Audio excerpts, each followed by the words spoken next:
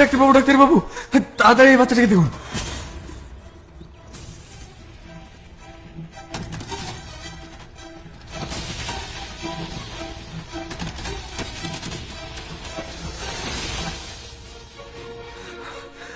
ডাক্তারবাবু, এদেরকে বাঁচাতে হবে, আপনি তাড়াতাড়ি এদের চিকিৎসা শুরু করুন।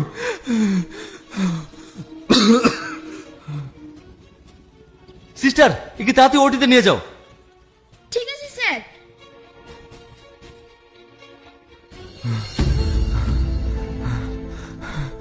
ডাক্তারবাবু, ওরা এখন কেমন আছে?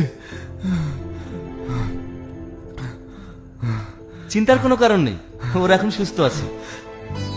আপনাকে অনেক ধন্যবাদ ডাক্তারবাবু।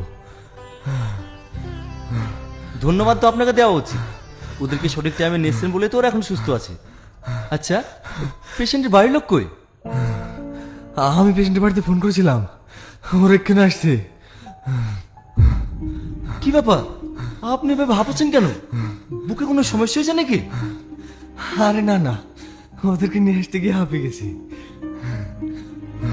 আমি কয়েকদিন ধরে লক্ষ্য করছি আপনি প্রায় ভেবে হাঁপাচ্ছেন। আপনি আমার একটা কথা শুনুন, বুকের একটা এক্সরে করে নিন। না ডাক্তারবাবু, আপনি ফালতু চিন্তা করছেন। আমার শরীরে এত করে ফোন করছি, ফোন তুলছে না কেন? কাকে ফোন করছেন স্যার? ইলিয়াসকে। যে লোকটা মানুষের উপকার করে তাকে?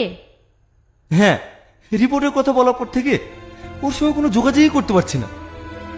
মানুষ মরণকে ভয় পায়, ওর মানসিক অবস্থা ভালো নেই, তাই হয়তো ফোনটা তুলছে না। বেচারা একেবারেই একা, পাশে যে কি একজন থাকবে সেটাও নেই। স্যার, ও একা আছে, ওর কিছু হয়ে যায়নি তো? না না, ওর কিচ্ছু হবে না, আমি দেখছি।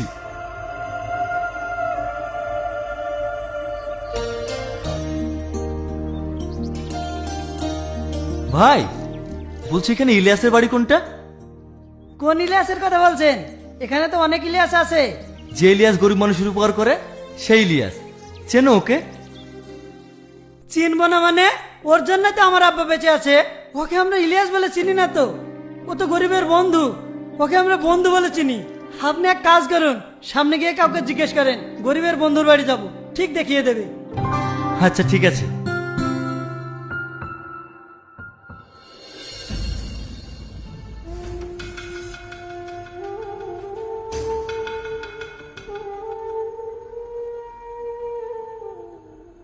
ইলিয়াস, তুই না, তুই না, আমার কথাটা তো শোনো।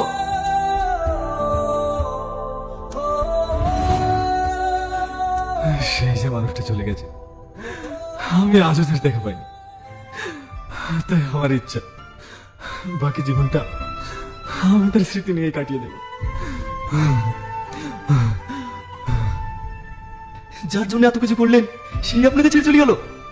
মেয়েরা এরকমই হয়, ওর জন্য আপনাকে এত চিন্তা করতে হবে না, খাবারটা খেয়ে নেন।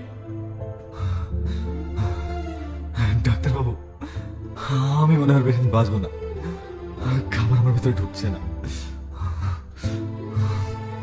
তাই বললে হবে? কাল থেকে আপনি কিচ্ছু খান না, খান তো।